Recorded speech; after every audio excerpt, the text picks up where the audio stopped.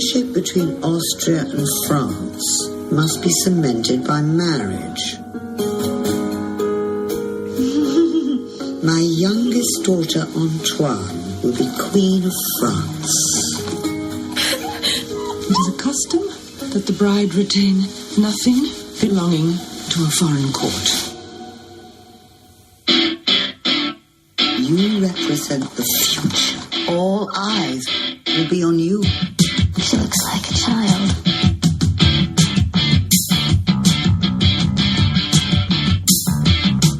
So, I've heard you make keys as a hobby? Yes.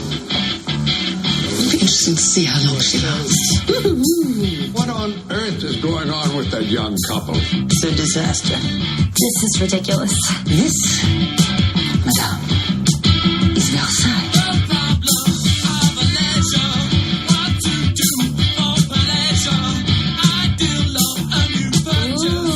I'm afraid the Queen has a somewhat artistic temperament. It's not too much, is it? Oh, no.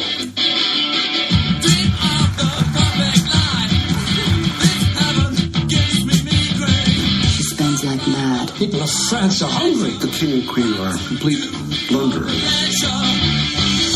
Don't they ever get tired of these ridiculous stories? Can't you do something? I'm not going to acknowledge it.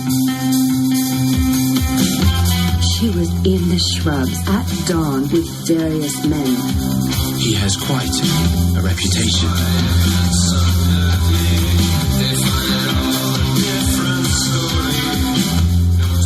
She's a terrible queen. Letting everyone down would be my greatest unhappiness. The Bastille fortress was stormed.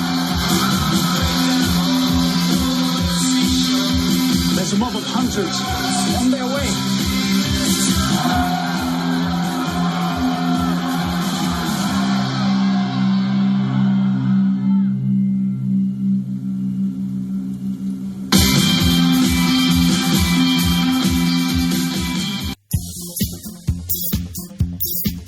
Welcome back to the show, everybody. Welcome back. We got a fun one today. An early morning recording, a rare morning recording for us. We usually record these... A peek behind the veil. Yes, at night. Well, this is a very fun episode that we just did. We've been waiting to do this one for a while, I think. Yeah, I think so. But everybody out there listening, my name's Pete. And I'm Scott. And these are the movies that made us gay. Yay! Just us today. No guests. Yeah, no guests. We've had a lot of guests. We have a lot of returning guests coming up, a lot of new guests. But for right now, it's just us. Yes, indeed. Yes, indeed. And, hey, we're still going to make you laugh. This is a really fun episode, Talking about an episode that I've been waiting to do for a while. Yes, indeed. We watched Marie Antoinette, released October 20th, 2006, directed by Sofia Coppola. Our first Sofia Coppola joint on the podcast. Wow, that's interesting. I'm surprised you haven't done it. Well, we did the Kirsten Dunst vote last year, and it came down to the Virgin Suicides and Interview with the Vampire. Sure. So we were very close to doing Virgin Suicides. Well, and also I feel like Sofia Coppola has really only directed like a handful of movies. But any one of her catalog, I feel like we could make work for this show. Sure. But Marie Antoinette is very interesting. The movie itself has an interesting history, aside from just like the subject matter. Yeah. But I think that at the time it was really highly anticipated by my circle. You know, I feel like people that I hung out with were very interested in seeing it. Not just because it was Sofia Coppola and Kirsten Dunst, but it just seemed like a cool movie. But you know, I don't know. I think it kind of doesn't have the greatest reputation, but watching it again last night for our little refresher, it was so good. I think it ages pretty well. So I remember when this movie was announced, probably late 2004, going into 2005, because it was filming in summer of 2005. And that would have been my first summer living outside of I was in college. I was living by myself in this crappy basement studio apartment, and I remember following the production of this movie because it had a lot of publicity going up to it because it was a big deal when they could film that at Versailles. I don't think that a major movie had ever been shot in Versailles, that Sofia Coppola had to get special permission from the French government to shoot there. And there was just a lot of buzz about this movie. And up until the Cannes premiere, I remember the Cannes premiere was a big deal because it was booed. Right. Which is not kind of that big of a deal. It happens a lot with American movies being shown at Cannes, but French audiences kind of had a bone to pick with it. So it had a reputation even before the movie came out. Well, I think also, like you said, a movie being booed at Cannes is not that unusual. And when it makes headlines here and people hear like, oh my God, it was booed at this film festival. But it's like... Yeah. Big deal. They kind of make the audiences at Cannes are not they're vocal, you know, and it's not like the entire audience got up and like rioted and tore the seats out of the theater. There was just a couple of people that, you know, didn't care for it. But I think it's, and again, the idea of, you know, modern pop songs in this historical. All right, calm down. It's not Knight's Tale. Yeah. You know what I mean? Like, it's not that. Like, I feel like people saw that and thought it was going to be a kid's movie. They thought it was going to be something like Knight's Tale, you know, something like a little bit more like Moulin Rouge, you know, but it wasn't that. It's not that when you watch it. No, and she does mix in contemporary arrangements for the time with the soundtrack, too. It's lousy with harpsichord. Yeah. Yeah, there's a lot of actual period music that's in the movie score as well as music that they're listening to. So it's not like she's walking around Versailles with like headphones on. But I think that was something that not so much the marketing, but maybe journalists and in the media. It was easy to latch on to. Ran with. Yeah. And you just expected to see her, you know, running down the corridors in Converse. But I know that there's like some kind of IMDb trivia or like legend that there's like some Converse in the shoe montage. I didn't see it. I've seen this movie a lot, and I've never seen that shot. Yeah, and I'm not really convinced that it's in the movie. No, I think it was like a photo shoot for, you know, Rolling Stone or something, and they were there. Because there's there's famous pictures of Kirsten Dunst and Jason Schwartzman, you know, looking at a MacBook in full costume. Yeah. And it's like those pictures kind of made the rounds. And I think it's something that maybe journalists or media or whoever, anybody on IMDb kind of took that idea and kind of got this Mandela effect of like these anachronisms being actually in the movie, which I don't believe there are. So other than color palette, you know, with costuming and maybe, you know, Sofia Coppola has stated that she based Jamie Dornan's character's look on Adam Ant from those very early 80s videos. Oh, sure. Yeah. Other than those so-called anachronisms, I don't think there's anything more, you know, heavier than that. So we should probably say that this movie is based on a biography of Marie Antoinette that I have read by Antonia Fraser. Yeah. And Antonia Fraser's biography was kind of the first time that there was a more sympathetic view of Marie Antoinette. Right. Which was kind of a big revisionist deal at the time that Sofia Coppola did structure the movie around. It's not a traditional biopic. I don't think that there's all that much attention to historical detail. It's more about the mindset of this young queen living at Versailles. I think they pulled certain quotes from the book. There's certain phrases and conversations and things that are historical, or I mean, who knows how historical any of these quotations are. These people were all murdered by by their countrymen, and this was, you know, over 200 years ago. But, you know, as far as the history books go, there are lines that are in this movie that are directly from history books. But the interesting thing is this is pulled from this biography that's this sympathetic take on Marie Antoinette. You know, when you grow up, you just kind of understand that this is this historical character, and you see these paintings of her with, you know, this hair and this face and all of that. But this idea of this book and this movie is to break down, like, this was a child she was a child of 15, 16 when she came to France, and she was queen by 20. 19. Beheaded by 37. Yeah. You know, all of this. But so you think, okay, this is this sympathetic take on the character. But when you watch the movie, and actually I think the idea is that like it's not really like, oh, poor her, because when you watch it, she really doesn't have a grasp of what the hell is going on around her in her country.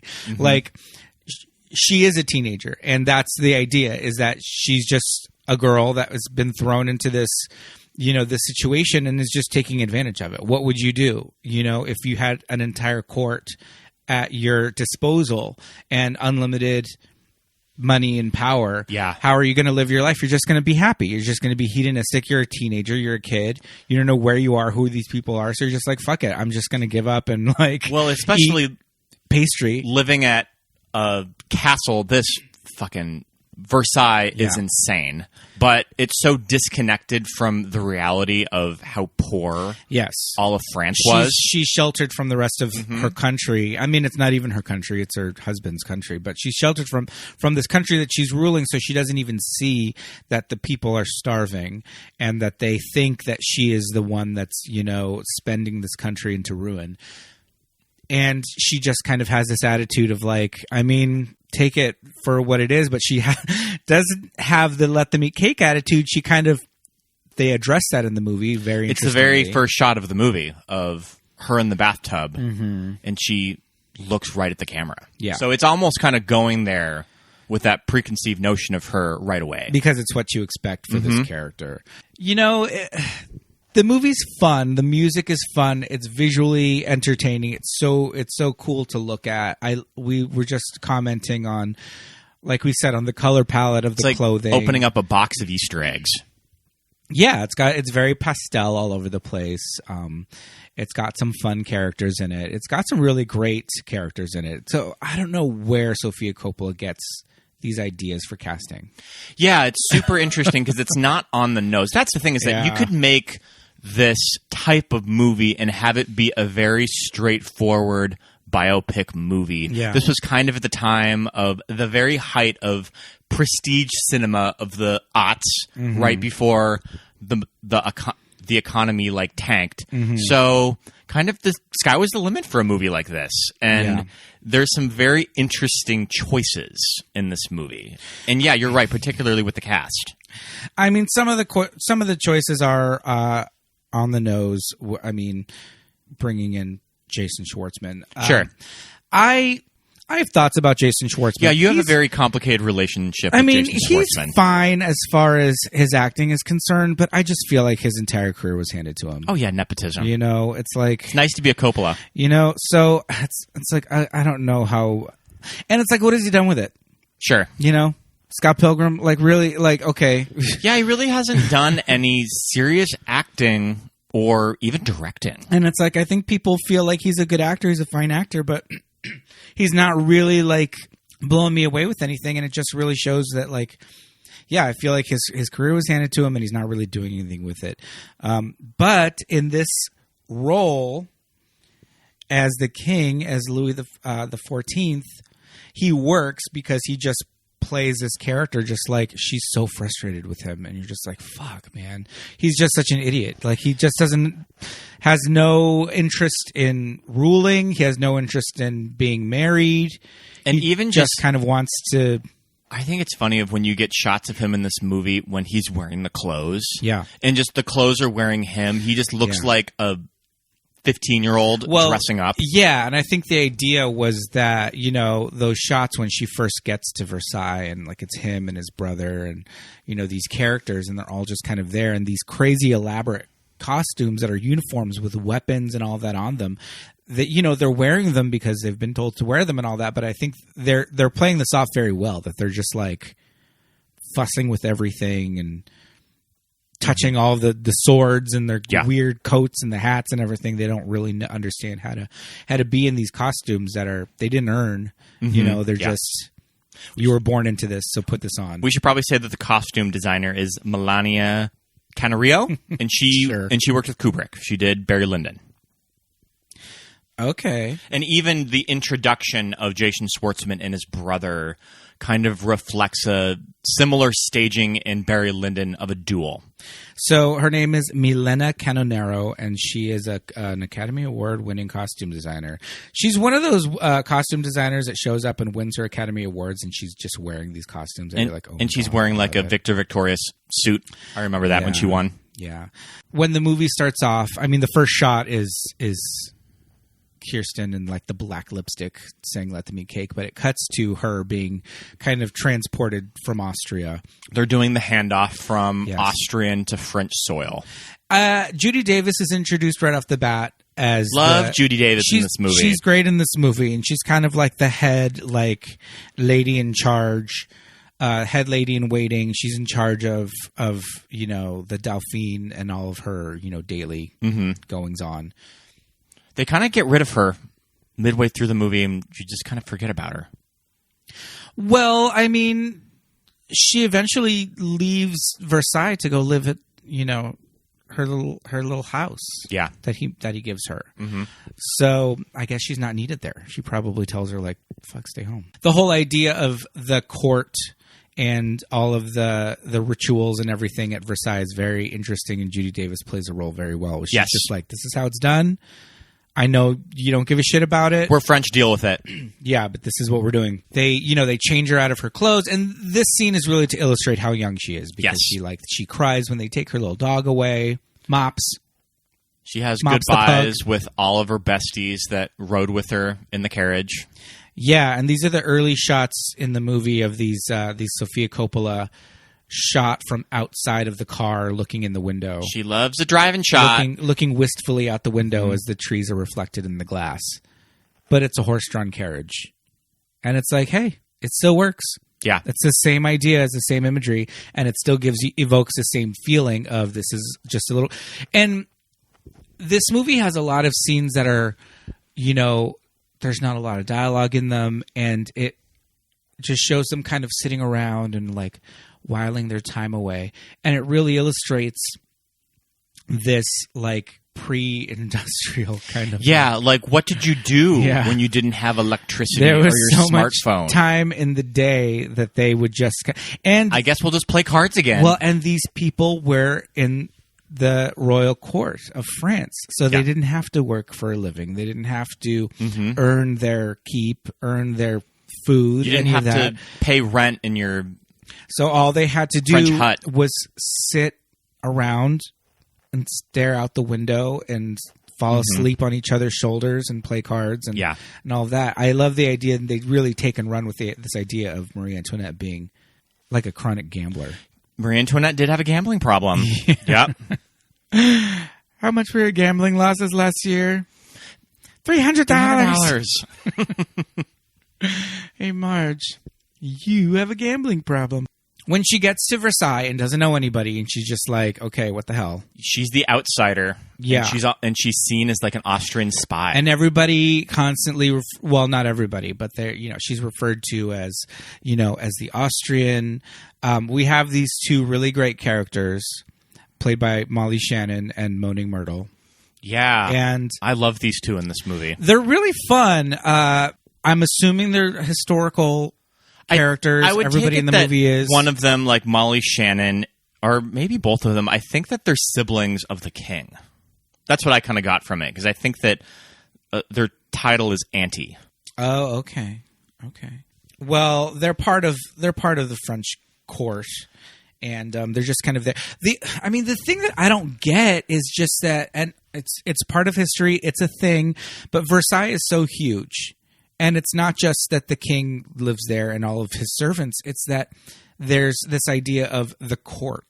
Yeah. And these people that have stations in society that also live at Versailles. There are blocks of Versailles that are residences. Mm-hmm. And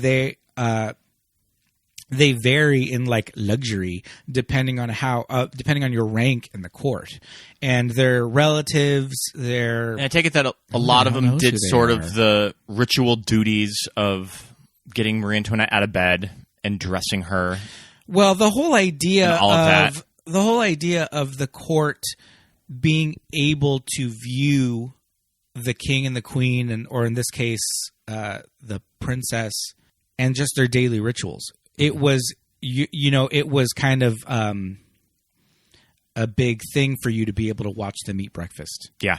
To be able to get them out of bed and dress them, put them to bed after their first night, on their wedding night. I mean, what a bunch of assholes. Yeah. No wonder all of the peasants came for all these 1%ers. Yes.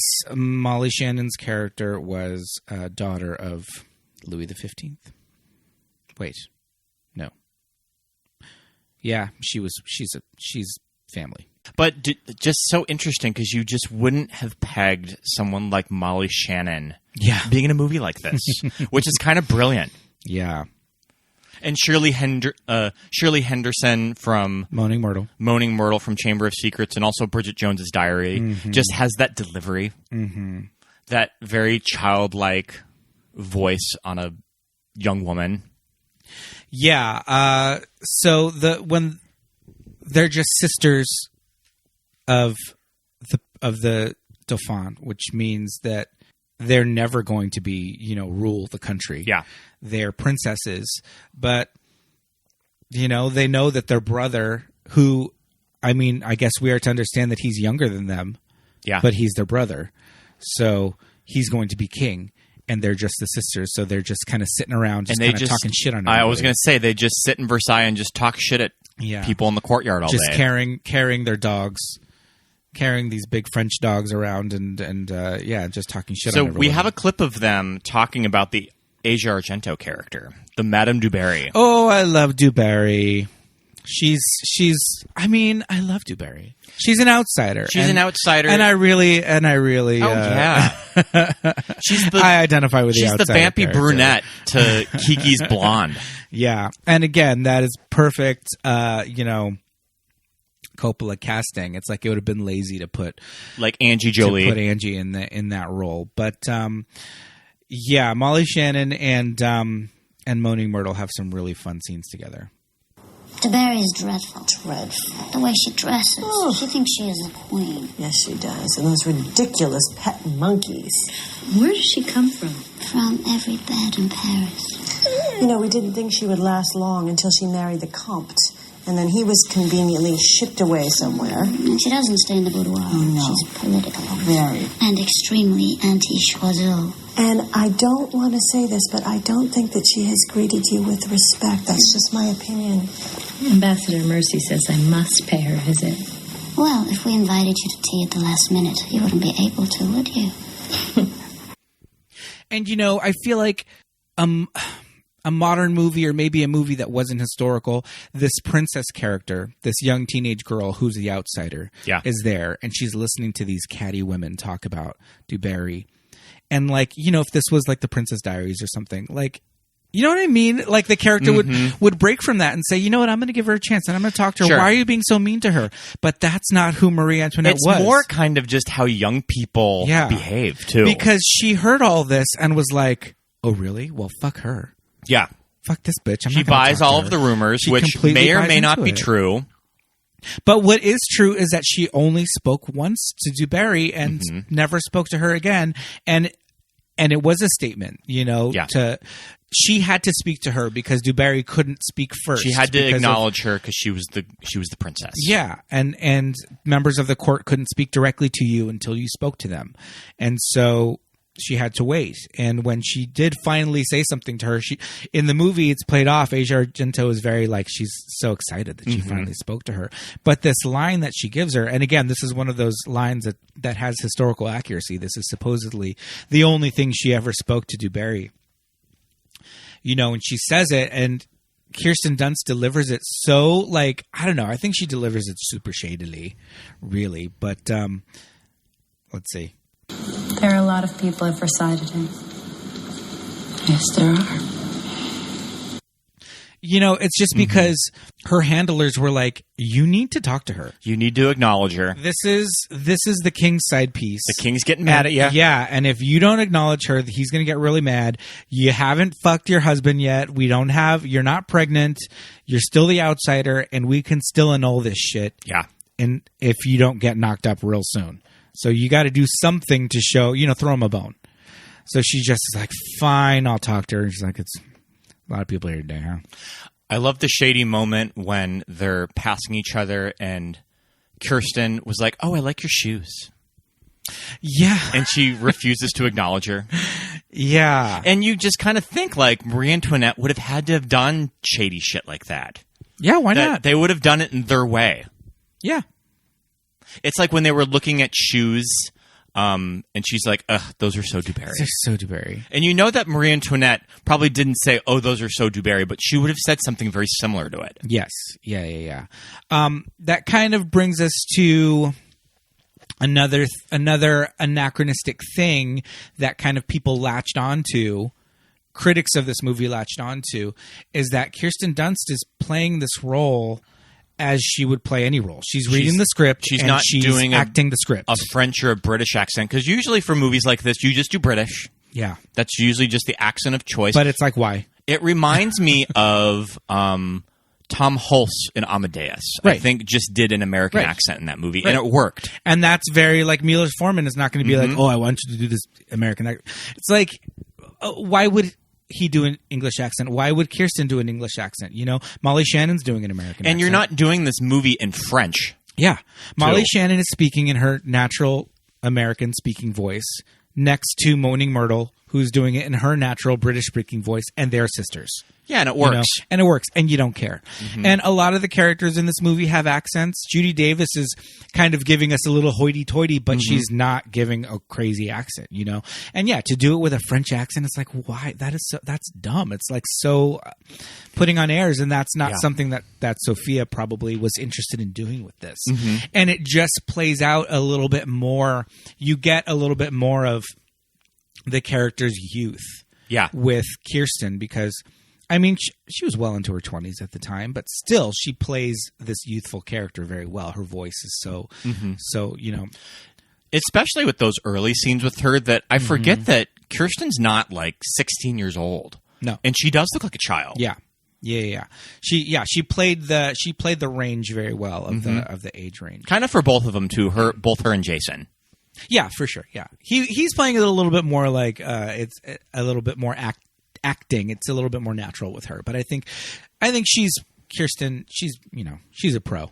Especially at this point in her career. Kirsten. She's a pro. She's been doing this since she's a kid. So she would have. I mean, just kind of when you look at Kirsten's career at this time, it was very transitional, and I feel bad because I think that there was a lot of expectation going up to a movie like this, especially, well, is she going to get her first Oscar nomination? Right. Like, this is a big deal. Right. Elizabethtown, released the year before, was kind of a bust. It didn't really work out. So there's a lot of expectation with her. Yeah. And I think it works.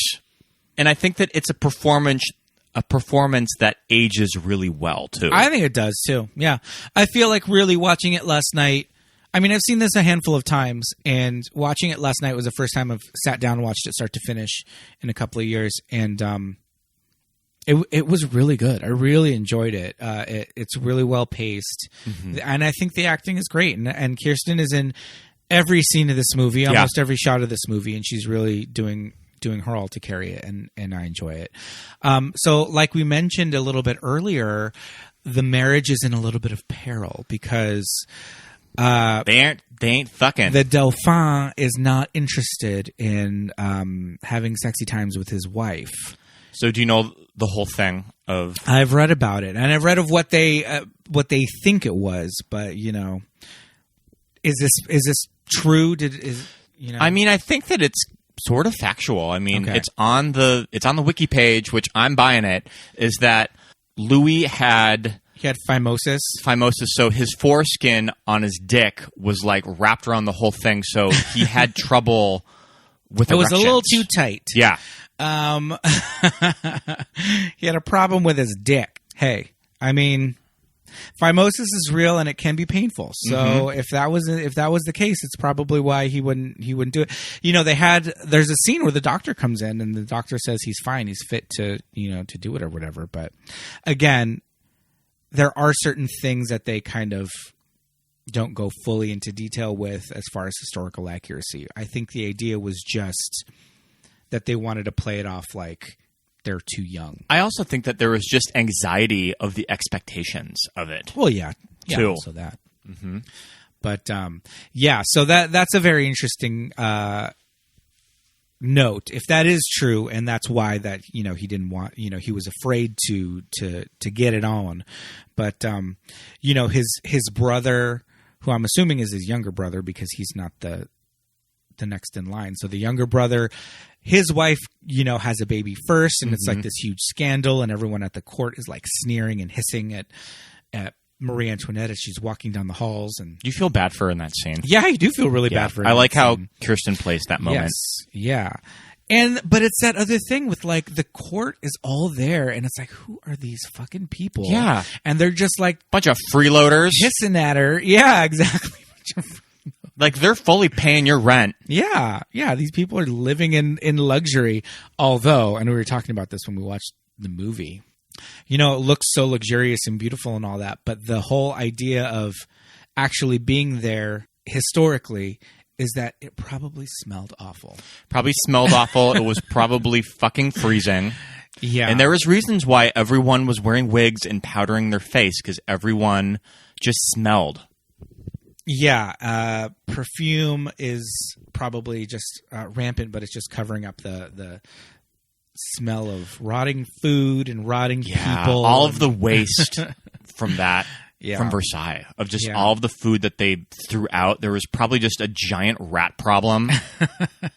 It's Versailles itself is a wonder to behold. Yeah. I don't know how did they build that? How did they mow the lawn? Yeah. How do those fountains work? Fountains with fucking water gushing out of these fountains. I think it was a huge deal, actually. I think powering those fountains was like a feat of engineering, and I think they weren't on all the time. Yeah. Because it was so hard to do. But, so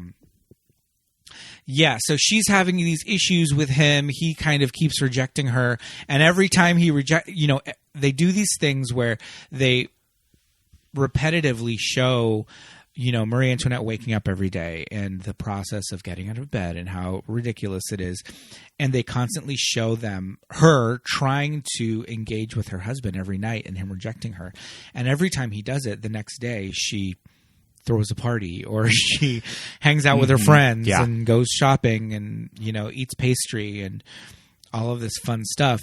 She makes really good Judies right off the bat with Rose Byrne. Well, before that, her first good Judy is played by Mary Nye, Bill Nye's daughter, but she's the Princess Lamballe. Mm-hmm. And she sits with her at church She's every kind day. of the first person in the court that befriends her, too. And she seems to be around her age. Yeah.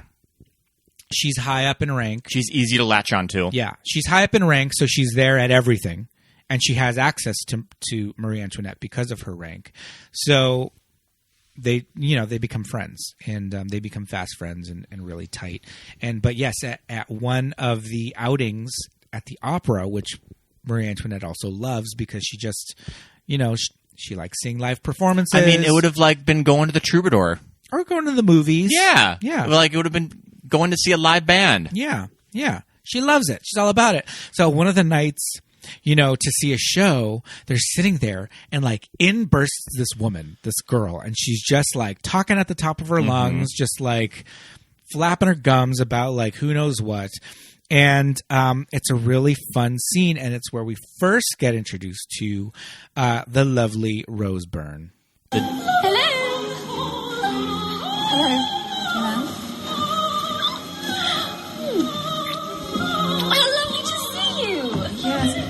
This is the Duchess of Polignac. Hello. Your Majesty. We haven't seen you for a while. I know. I've been in St. Petersburg, where I met Dmitri. Isn't he divine? Have you ever been with a Russian? No, He's so bossy. Look how fat the Marquis's gone. Hope he doesn't break the chair. Is he still sleeping with Camille? Ugh. Anyway, I must be off. It was lovely to meet you. Adieu, chérie. Au revoir. Versailles party girl. Her Wikipedia, one of the descriptions says, she was considered one of the great beauties of pre-revolutionary society, but her extravagance and exclusivity earned her many enemies. Yeah. But definitely that type of girl when you go to a party or a bar that she just seems super fun and you just want to be like, can we be best friends? Can we just like hang out on the reg? And that's kind of what they're doing too with how they present these characters. And I think they're kind of framing it with how we would kind of interact if we were placed in this situation, how you would feel about these people. And it's like they all are already kind of living this life. You know, they're fully, you know, she comes in and she's just this fully formed character having these adventures and talking about these people and oh, look at him and all that. And you still kind of feel like Kirsten is just kind of making her way, you know.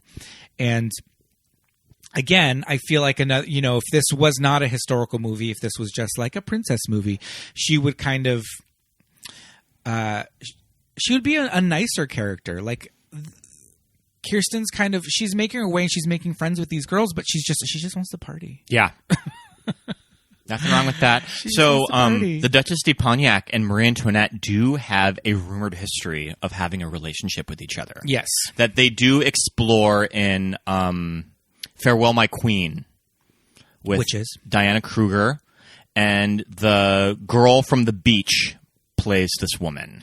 So Diane Kruger plays Marie Antoinette in that movie. Okay, and I believe who's the girl from the beach? Virginie Ledoyen. Yes, she plays this character. Mm-hmm.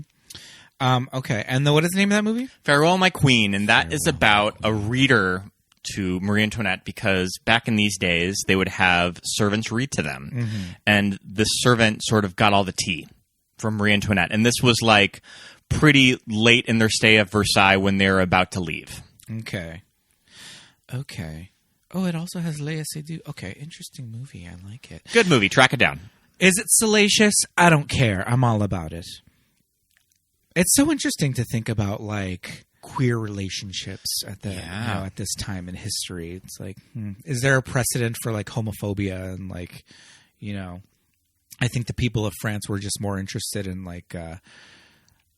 I kept thinking about the lives of her gays that would do her dresses and her wigs and her hair. Like, what was the experience of that like? Yeah. That you just sort of get in this cottage industry and there's some France, really fun scenes. And I guess it's okay if you're flamboyant because that's just sort of your place in society. Yeah. Is dressing all of these rich women, but very fascinating though of just what their private lives must have been. There are some really fun scenes. There's a lot of montages of, you know, shopping and clothing and pastry, because I think the legends of Marie Antoinette is that she was a gambler. She was a wastrel. She would spend money, you know, at the drop of a hat, and what she was spending her money on was clothing and shoes, but also pastries. Like there's this thing that she just enjoyed French pastry. I don't think that you ever see Kirsten eat real food in this movie. It's all just candy and cake. There's a really fun scene early on, and I noticed it last night with who's her kind of like handler? Steve Coogan. Steve Coogan's coming in and he's like telling her all this really, you know, very clever casting too. He's telling her all this stuff that she's been doing that she shouldn't be doing. Yeah. You shouldn't be handing out things to people. You know, you can't everybody needs to give things to you. She was like handing out kind of food at a hunting party. Yeah. And was this the hunting party that was played by Phoenix? Oh yeah, I think so. They all playing guitars. Phoenix in a Sofia Coppola movie? I have no idea what you're talking about. The hell you say. But as soon as he walks in and he's like, you shouldn't be doing this, she's there and there's a plate of macarons and she picks up a plate of macarons and like shoves it in his face. And he picks one up and he's holding it. And throughout the scene, he's talking to her. And, you know, kind of when they're done, he puts the macaron back down on a plate and she looks at it and she sees him put it down and kind of looks back at him like, why didn't you eat that? Yeah. Like, why did you just put that back down? Yeah, like a very subtle moment. Yeah. Her eyes just travel with his hand to the plate and she's just like, rude. She doesn't care that he's saying like, bitch, you need to do this, you need to do that, your mother is worried, your marriage is going to be annulled. There are expectations, bitch. And she's just like, eat my cookie. It's really good. It's flavored with like rose water. Who knows what any of that stuff tasted like? Probably not very sweet. The pastries looked amazing. They were made by someone famous, and I don't know. I'll have to look it up. Yes, like just probably. The shoes were custom made by Manolo Blahnik. Yes, indeed. And that was something, I think the shoes were slightly anachronistic as far as historical accuracy, but I mean, that's not something that we're there to just nitpick. And I don't think as viewers we're just like, well, that's not the kind of shoe they wore. And you have to think about what is going to be flattering on film and your actors, too. Yes, yeah. When she's wearing like the really tall hairstyles, the hairstyles are actually called, the style of that hair is called poof. Mm-hmm. That's just something that we would say like to be funny. She's got this poof hair, but it's actually called a poof. I love that moment at the birthday party when she's turning 20 and she's tipping her head back in her wig, and her hair gay like comes up and like he blows out the candles behind her, keeps her wig from catching on fire. It's like, bitch, I did some like time on that hair. Do not light it on fire or yourself. Yeah. Those scenes are really fun. I love the party scene. Placing little birds in it. Mm-hmm. Is it too much? There's one, I don't know if it's a dream sequence or what, where she's got a ship in her hair. I think that it's right when they officially become king and queen. Yeah. And they're watching the little like the firework display and the boats. She's got the fountain. She's got a ship in her hair, and Rose Byrne has a birdcage in hers at the top. Yeah. Just really fun stuff like that. I love that. Well, she does eventually. Oh, we have to talk. We love the party scenes. We have to talk about the masked ball. Yeah. The masquerade. Well, just briefly about the party scenes, just kind of one of those great movie party moments that you're just like, wow, I really want to go to that party. It looks like so much fun. But you know what they did too?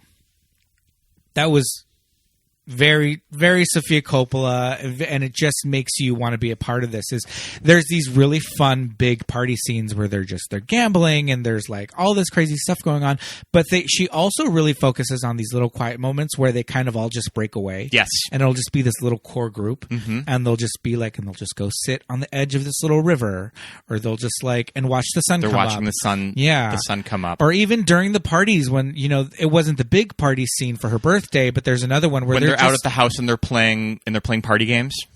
Yeah. Love those. Underneath the tent, or there's one where Jason Schwartzman is playing like caroms or whatever, like bumper pool, and just ignoring her. And he's just playing bumper pool by himself, and she's just playing cards with somebody, and her sister-in-law is singing opera, in the corner. But it's just like, this is just something that they did in their evening. I also like what the party scene does with the relationship of Marie and Louis, that I think it would be easy to kind of make them hate each other. Yeah. But I think that there's a moment at the party when he's saying that he's going to go to bed because he's going to get up to go hunting in the morning. Yeah. And she's just like, well, I'm going to stay up and watch the sunrise. And you do kind of see this affection between them. Yeah. That they do love each other. Yeah. She's like, stay up with us. You should watch it. And he's like, no, I'm cool. I'm going to go to bed. But it's very much of just how you see couples behave with each other. Because he's not like, oh, why don't you come to bed with me? And she's not like, fine, go to bed. She's just like, okay, well, like if you don't want to, but you should stay. And he's like, no, I'm going to go to bed. And she's it's like, a very nice moment. They're both kind of like, okay, like you do your thing. I'm going to go do my thing, and we're cool with it. Yeah. And he could have played it off more like he doesn't even care about her, and she could have played it off like, fine, go to bed. But yeah, you're right, they don't. They don't resent each other at all. Yeah. Yeah, because they do eventually have kids. And the scene too where Rose Byrne says, we should go to Paris. There's a masked ball. Let's go to Paris. And she's like, I can't. Like if we went, we'd have to take like the whole, like it would be a whole thing. But security, it is a masked ball. All this stuff. And she says it's a masked ball. And also that's just a very fun moment for a movie. Yes. Too. But that they're going in disguise. Yeah. Yeah. And they go in at nighttime, and all this stuff. But again, you would think that she would not tell Jason Schwartzman. She brings him with. Go. But he goes with her. Yeah. They all go. Come out and have fun with everybody, us. His brother, the sister-in-law, they're all there, The sister-in-law that already has the kid, Mary Naive, Rose Byrne, they all go. It's a big party. They go in the big carriage, and it's a masked ball. They're playing Susie and the Banshees at the masked ball, which I love. It's really fun. I like how they do the sound design, that it actually sounds like it's coming from the room. Yes. Well, they started off with like an arrangement, like a kind of an old-timey arrangement, and then it cuts into the actual song. So they do it really well, and it fits the scene and the tone of the scene and all that. And this is where she meets Jamie Dornan. I was going to say, I also love what Kirsten is wearing because it's very Green Hornet. She's almost dressed like a superhero. She's got her mask is the most like her mask is something that would not have been seen at the time. Everybody's wearing kind of a little bit more like a Zorro mask kind of a situation, or what you would expect from a masquerade ball kind of a thing. Not as elaborate as like Labyrinth, but And hers is made of it's lace, but it's just covering her eyes, and it's very like punk rock. It's giving me like Daryl Hannah and Blade Runner kind of vibes. Yeah, sure. But it's not spray painted. It's lace, and it fits the character, it fits the movie, it fits the night. That's something that you probably wouldn't have seen, that the costume designer just thought would be cool. This cool punk, inspired look. But yeah, it is very superhero. First time I ever probably saw Jamie Dornan in a movie. Probably the first time anybody ever saw Jamie Dornan in a movie, really. Very handsome. And he is Swiss, which we thought was interesting because Jamie Dornan does not read like he's from Switzerland. No. Yeah. But hey, I guess it works. She just needed a handsome guy to play this character because we have to fit these characters because it is historical, piece. So we've got to like fit in who these people were. But yeah, Axel von Fersen, Swedish. Sure. He's from Sweden. But yeah, at any rate, this is where they first meet. And again, they all go as this big group, but they're all just kind of running around doing their own thing. But she's the one that's running around like the mostest. Yeah. And she definitely locks eyes on that guy and is like, I want to go talk to him. Yeah. Yeah, and they have their little moment where they meet because these two characters eventually do carry on an affair for the rest of her life, actually. But it's funny when, she finally meets up with everybody. They're just all kind of sitting on the stairs like... And they're like, it's 3 a.m., let's go home. It's very much like that scene from Clueless when they go out dancing at the club. At the frat party. And Ty's like laying on the ground. Yeah, we need to leave. It's like we have to get in our carriage and make our hour-and-a-half long trip back to Versailles. Maybe longer. Who the hell knows how long it would take to get... I can't even gauge time of like how long it would have taken to travel from Paris to Versailles. And a horse-drawn carriage? I think that in a car, that's probably like an hour. Yeah. But what do we know? Don't take our word for that guy. We're not the... They come back. Metropolitan Authority. They come back to Versailles to find out that the king is ill. Yes. And he dies very quickly. Real quick. And then they become king and queen. Yeah. I love that scene where, they're just kind of like in their bedclothes and they find out it's happening and everybody just kind of bows to them. And Jason Schwartzman immediately starts praying. He says, like, we're too young to rule. You get that sad shot of Asia Argento getting in her carriage. Yes. I have no idea where she's going. She's the consort of the king. Probably not even that. I feel like a consort is more official. She's just kind of his mistress.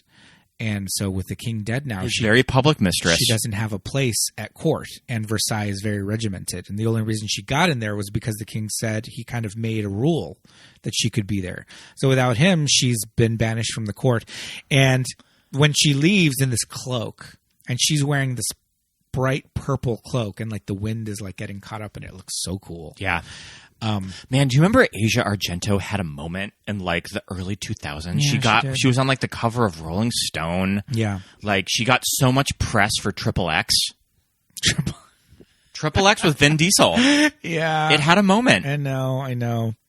But I mean, she directed The Heart is Deceitful Above All Things. And it's like, is she kind of canceled? Kind of. I mean, yeah, the whole Me Too nonsense it got a little scary with her towards the end. With the young actor from The Heart is Deceitful. Yeah, but she's very well used in this movie. She is. It's clever casting. And like we mentioned before, it would have been very lazy to put Angie Angie Jolie in this role. But yeah. One of the things is that, they consider her wardrobe to be vulgar.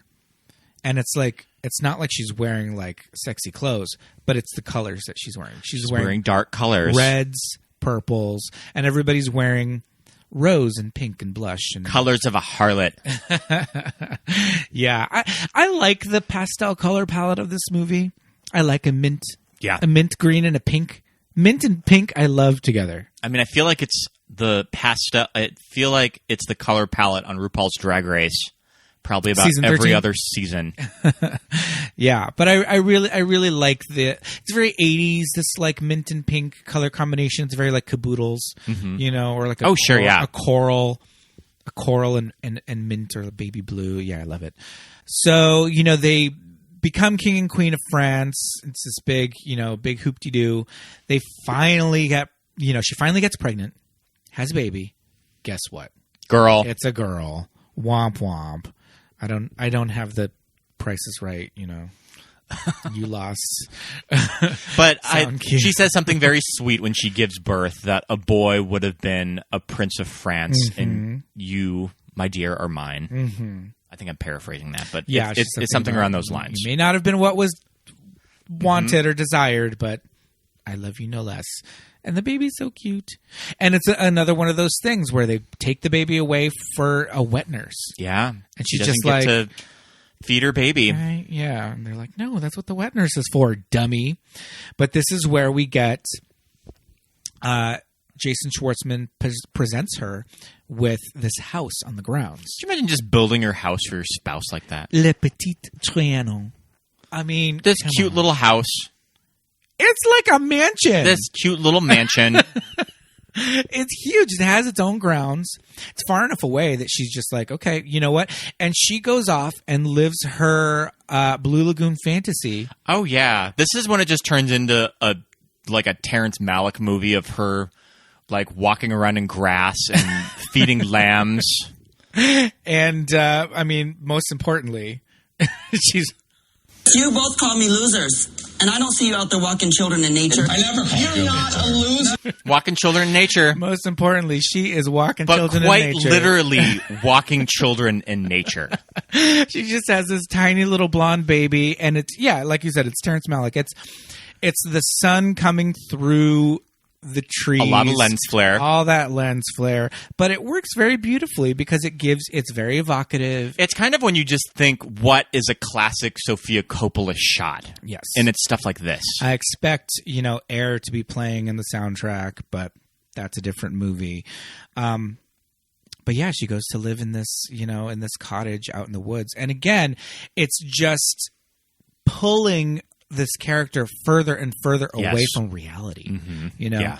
And we were mentioning last night what this movie does not do is kind of juxtapose the people of how France. dire the economic situation of France just was for your everyday person. Yeah. And I was thinking, I said, why, this would have been a great opportunity to have, Tracy Ullman in some hovel, with like a wart on her nose. As this latrine-like character that's screaming about the royalty. Just like eating rat stew and just talking about like, and where's the queen? Like, I eat rat stew, but missed opportunity? Maybe. But we didn't get that. And I feel like that was a big criticism at the time. Sure. That it didn't go into stuff like that. Right. And I can see that Sofia Coppola's kind of idea is that's not the story that they're telling. It's just this young girl. But I think for a historical context, it kind of might have helped to show that the people of France were suffering, while all of this excess was happening at the court. And, as this is happening and they're sitting there and they're eating these luxurious meals and all of these servants everywhere and all of these people of the court. And I'm just sitting there thinking, who in the hell is paying for this? Where is this money coming from? It's just this like pile of gold underneath Versailles or something. And we do get, the gals are just sitting around having a Kiki at the new house, at the summer house. And Rose Byrne is reading these pamphlets. And that's what they had. They didn't have newspapers. They had these pamphlets that people would make. Which was a real thing. Get distributed. And that's how they would disperse the news. That's how they would disseminate, what's going on. It was like an old-timey Facebook update. Yeah. But the thing is, it's like, how would you know when it was made? How would you know how old it is? How would you know how accurate it is? You didn't, And it's one of those things without newspapers, proper newspapers, without, television, all that, how would you wouldn't even know what they looked like. Yeah. Well, especially when you look at paintings of Marie Antoinette, her image varies so much with each artist. Yeah. That she can be young and beautiful. She can look like super matronly. Yeah. And, I guess it is a general consensus that she was beautiful, right? Yeah. But also, standards of beauty were very different. She was probably a lot more voluptuous. Through the ages. So who knows? Than Kirsten was. What they thought was a beautiful woman, we might look at and be like, oh, okay. I love the moment when they're talking about all of the rumors. Yes. That are circulating with her of the Let Them Eat Cake. Well, this is, when it finally gets to the point in her life when Let Them Eat Cake has been, this is what the public think that she's actually said. We get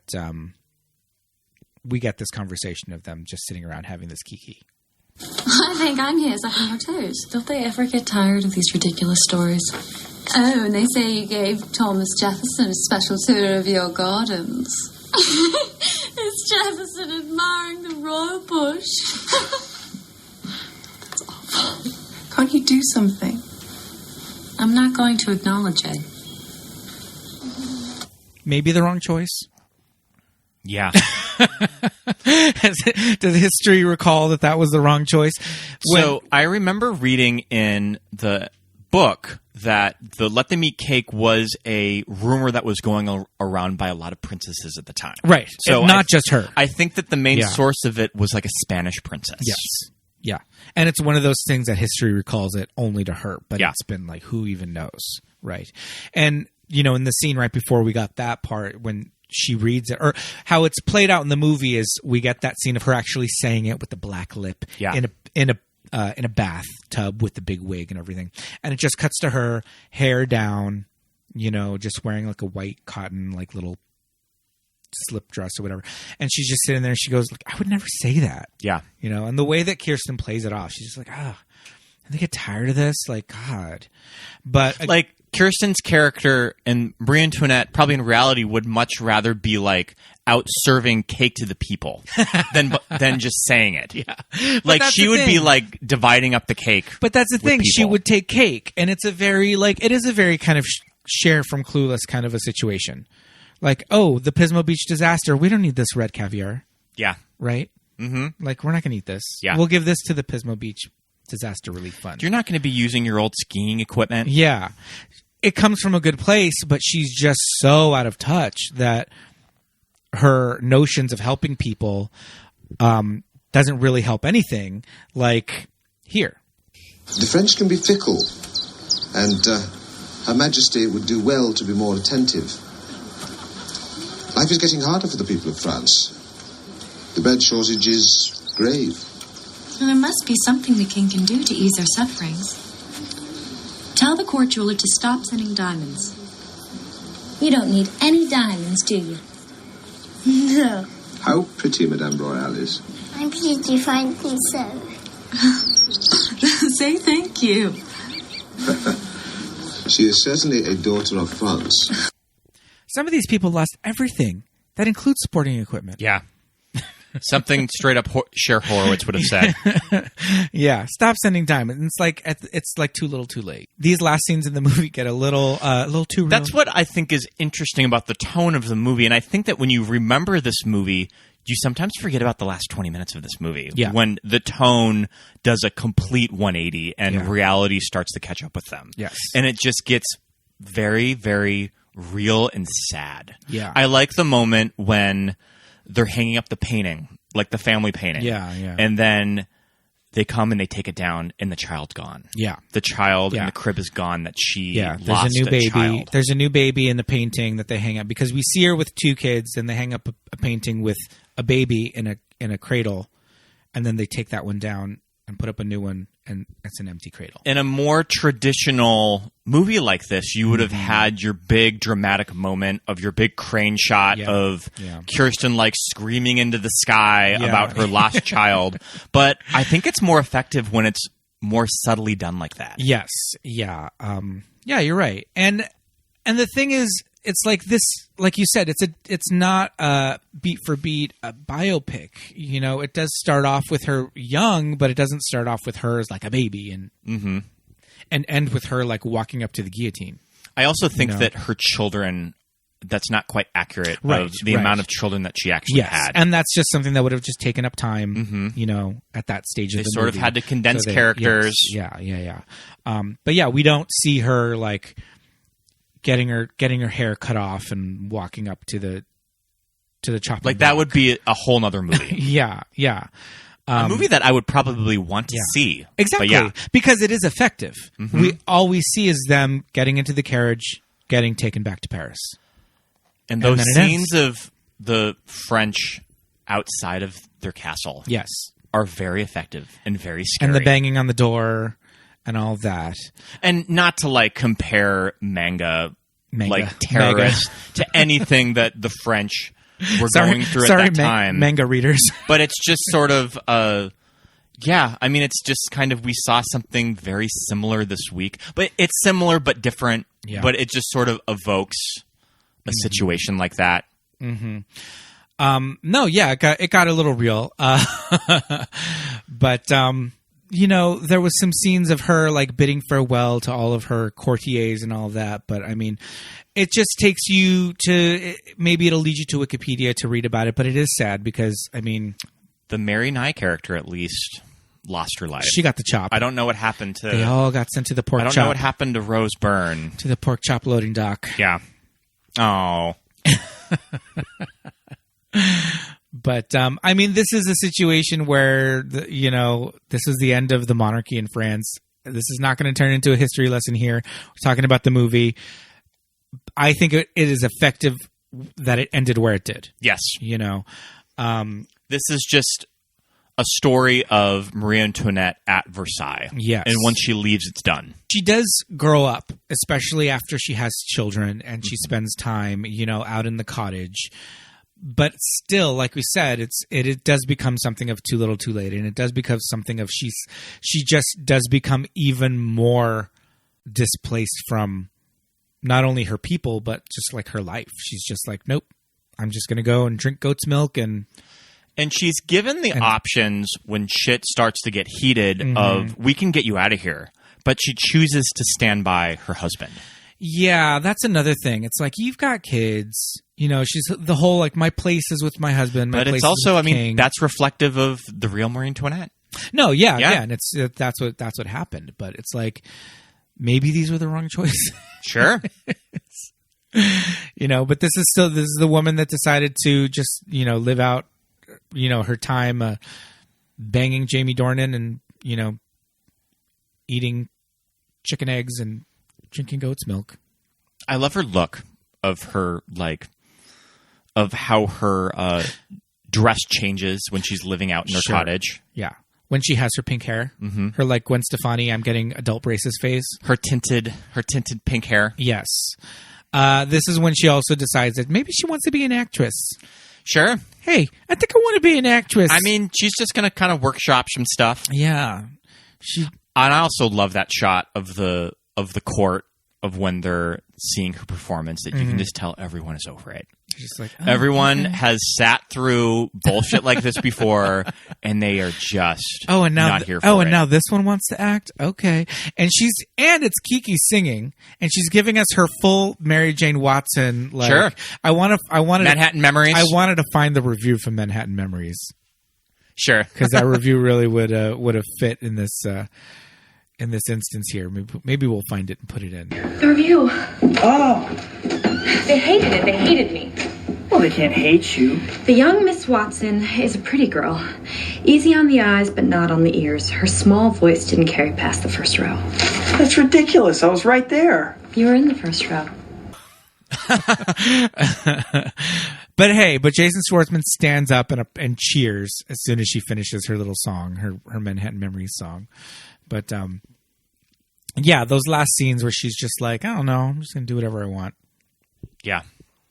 But yeah, she's an interesting woman, but I mean, I don't know, when you're that separated, it's not like she could have. What could she have done to be more of the people's princess? I mean, like, come on. She would have had to have literally been the queen. Yeah. To make political decisions like that. Yes. So one of the reviewers that we watched something last night, and they said that, this character, she doesn't have any agency of her own. She's just, all these things are happening to her. But that's not because it's like poorly written. That's just what happened. Those were the circumstances, So she's just, and Kirsten's playing it, this is a woman who is having, her life is happening around her, but she's doing what she can to make the best of it. I mean, definitely on that theme of, I think that video that we watched quoted something from Roger Ebert where he talked about, this is Sofia Coppola's third movie centering on the loneliness of being female and surrounded by a world that knows to use you but not how to value and to understand you. It shows Coppola once again able to draw notes from actresses who are rarely required to sound them.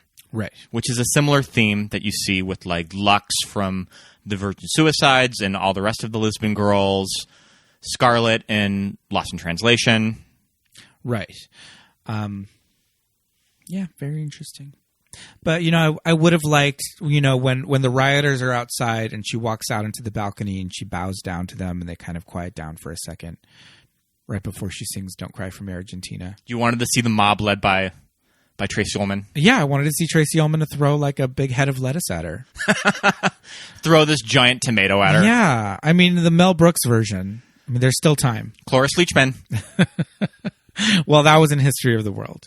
So go if you really want to see that version play out, go watch History of the World. They tackle this subject matter in one of the segments, and Cloris Leachman pretty much plays the character. I think that's why I thought of that, because I just had this like phantom memory in my head of this happening, and it's because it actually did. It actually did happen. But yeah, I mean, the events of the last couple of weeks have been crazy and scary, and they definitely reminded us of this. Somebody on my Facebook feed, one of our Movies That Made Us Gay guest contributors, Dennis Griffin, actually mentioned, he said, I'm tired of these live musical performances. Les Mis was on every channel last night. Yeah. And I was like, this production of Les Mis sucks. What the fuck is he talking about? I don't remember this. What channel was it on? How did I miss a live Les Mis? Why was that on every channel? Oh. And also, not that we're comparing any of the domestic terrorists to the poor French people, because I think those are very different circumstances. Those people literally were, there was actually a flour shortage. That when you read about it, like these like bread wars, it's crazy what was going on. Yeah, like the cost of bread was like through the roof because of this like flour shortage. It's a whole thing. Like they literally could not eat.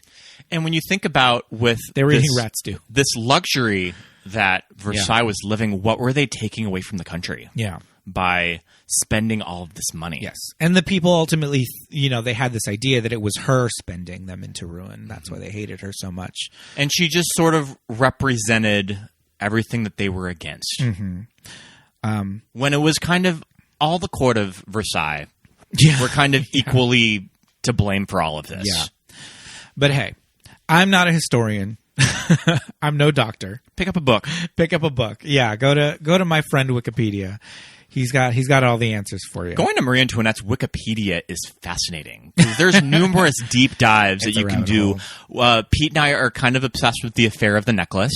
Yes. Which was brought up during her trial, where kind of a defrauding of the crown that had to do with this con artist woman that was going to sell Marie Antoinette a necklace. Right.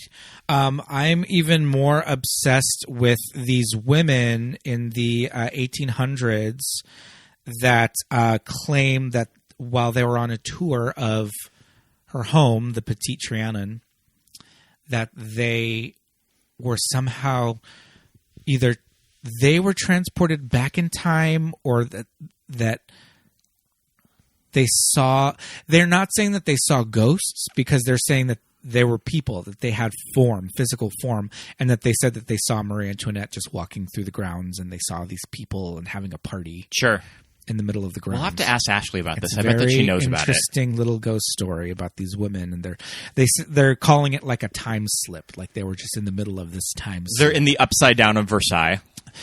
Not even that. That it was just like a little echo of something that happened, was just happening right in front of them, and that they felt like really weird and sad and dark, and it's very. So the ghost of Marie Antoinette haunts her house, right? Not even that. That just this one moment. That they just were like, hey, who's that woman over there? So interesting. And it was just like her, like walking children in nature. And just like Jamie Dornan was just there, and just like they were all just kind of hanging out. They're just like, oh shit. And then they just like looked around, and then they were gone. But nobody's ever else said it. Yeah. So I don't know. Probably apocryphal. Has it been debunked? We'll look it up. But, I mean, this movie it's very fun. It's really well acted by a lot of really interesting acting choices. Great soundtrack. We've yet to talk about Tom Hardy. Peak MySpace ho Tom Hardy. Yeah. He only has one scene. I almost wonder if he shot other stuff and they just cut everything and they just ended up keeping that one scene. Maybe, yeah. This mincing performance by Tom Hardy, where he's really queering it up. Yeah, he's in one of the party scenes, and he's just like, what's going on over there? But yeah, he is in it, and those DSLs. But yeah, a lot of really cool casting choices throughout. Talking about the soundtrack, I mean, when I was 20 years old when I saw this, it definitely got me into music by the New Order, Adam Ant, Susie and the Banshees. So it did sort of broaden my horizons of what I had been listening to. This trailer was oh my god everything. So we played the one at the top of the episode. That's the official trailer. I remember the teaser was, what New Order song was it set to? Regret. But it was it was set to another New Order song, and it was just so fucking cool. Yeah, it is. It's a really great trailer. Love it. Yeah, I can't remember the damn name of that song, but it's a really good one. We'll look it up anyway. But I mean, it was a teaser in the best way, because it had enough footage. It evoked what the movie was going to feel like. It's Age of Consent. Age of Consent. Consent. Yeah, it's Age of Consent. I had that on heavy rotation on my playlist at the time. I was taking classes at the Groundlings when I first saw this trailer, and I was talking to one of the girls in the class, and she was just like, "I can't wait." So I never talked about when I first saw this movie. So I was living alone in Eastern Washington University in Cheney, and I would have to go into Spokane to go to movies, and I had no friends at this time. I would just go to movies by myself on the weekends, and I was at the evening show of Marie Antoinette opening day. Ooh. I was so goddamn excited for this Kiki movie. Was Kiki there? I mean, it was in Spokane, Washington. But I also remembered the reaction to the audience at the end, that I can tell that people did not get it. Sure. That I remember seeing sort of teenagers at it that were really excited to see it because of all of the build up to it, that I could tell that some people just didn't really get it. Yeah. From when I exited the theater. But I immediately got it and loved it. Oh, you got it, of course. Yeah. Well, I mean, they probably wanted to see her walking up to the chop. Yeah. But, I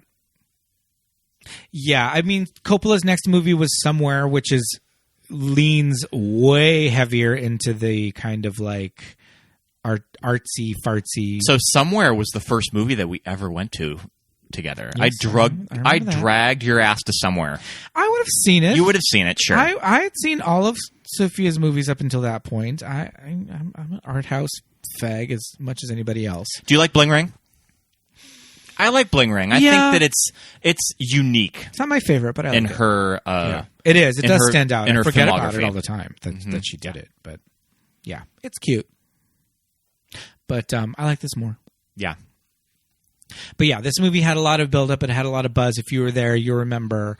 I think it lived up to the hype. Same. I love that it got booed. I love that it was so good that when we watched it last night.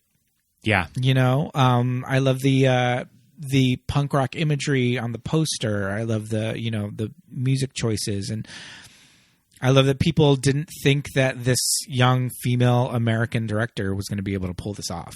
Yeah. She probably got a lot of shit in France. And I know that she was supposed to follow virgin suicides with Marie Antoinette, and just circumstances being even though she was a Coppola, this is a major period movie that she couldn't have had the resources to do right after a small breakout indie movie, and she had to win her Oscar for Lost in Translation. Yeah.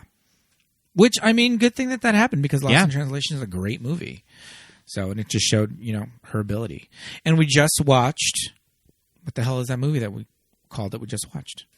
Oh, sure, On the Rocks. I was like, what are you talking about? Yes, her Apple movie, On the Rocks. Yeah, we just watched it. And I feel like On the Rocks with Rashida Jones and Bill Murray, I think that's going to be the cool pick with fans of Sofia Coppola, that like you don't really think to pick On the Rocks as your favorite Sofia Coppola movie. Oh, sure.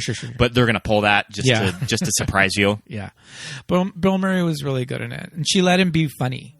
He was funny in Lost in Translation. He's funnier. Yeah. He's funnier in this. But I feel like she gets a lot of grief from people that she just makes movies about rich white women, which is kind of the case. Yeah. But it's like, let's be honest. Like, do we really want to see Sofia Coppola direct a Marvel movie? No. So it's like she knows her lane and she stays in it. I want to see Sofia Coppola direct a Marvel movie. What could she direct? Maybe she'll direct the Pepper Potts movie. Sure. The Iron Lady. The Pepper Potts Mystery Hour. Yeah. Coming to Disney Plus. Yeah, I'll watch that. Oh, boy. Well, I mean, we definitely recommend going out and watching Marie Antoinette if you haven't seen it. And if you have and haven't seen it in a while, I say rewatch it, because it really holds up. Mm-hmm. It really holds up. And definitely the type of things that us in the queer community can gravitate to. Yeah. Beautiful gowns. Beautiful gowns. Beautiful gowns. A banging soundtrack. Catty ass characters talking shit in the corner. Those are my friends. I live. Those are my friends. Party girls. Sexy boys. Yeah, we live. Oh, boy. Yeah, definitely recommend it. That was a lot of fun. I'm glad that we finally got to this movie. Yeah, I've been so excited to do it. We would. Yeah, me too. We have a huge poster of Marie Antoinette in our house. We do, and this is the newest movie that we've ever covered on this podcast. From 2006? From 2006. Is it really? Ever? Saved was kind of the earliest. That's insane to me. We should say like the movie released. The most recent. The most recent. Yeah.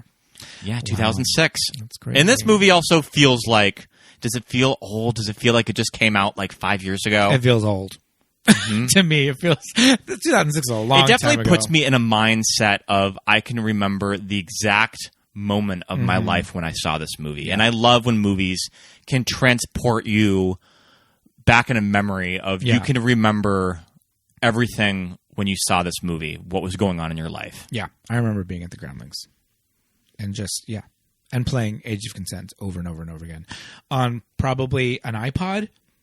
Not on my phone. Yeah, same. I remember downloading Ceremony by New Order and listening to it all the time. Ceremony, that's a great one.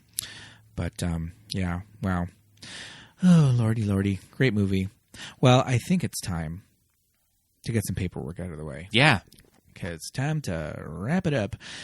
So, we'd like to thank everybody for listening. Thanks for listening. Thank you guys so much for listening to another episode. We've got some more great ones coming up in the coming weeks. We have some fun movies coming up. Yes, indeed. But we would love it if you would head over to our Patreon. Join. Support us on Patreon. Money, please. Go over and check us out. Patreon.com/movies that made us gay. we're going to have some fun commentaries. Maybe we'll do 2 in a row because we haven't done one. We will be putting out the newsletter soon. We've been kind of slacking on it, but we will definitely get Christmas and my birthday. Yeah. Give us a break. But we want to say hi to all of our patrons, Jimmy, Genevieve, Don, Josh, M, Aaron, Melinda and Jim, Jessica, John, Nick, Christine, Rufino, and Mitch. Thank you so much for being a friend. Thank you for being a friend. Also, we'd love it if you would rate and review this podcast. Give us 5 stars. Yes, indeed. And write us a good review. Head over to Apple Podcasts and write that review. I'd like to read some on the air. Yes, indeed. You can find us on Facebook and Instagram at Movies That Made Us Gay. And on Twitter at MTMUGPod. Yes, indeed. You can find me on Instagram and Twitter at Peter Lasagna. And I'm on Twitter at Oscar Scott and Instagram at Scott Youngballer, and on Letterboxd it's just Scott Youngbauer. Yes, indeed. Thank you so much for listening, everybody. We will see you next week. Bye. Bye.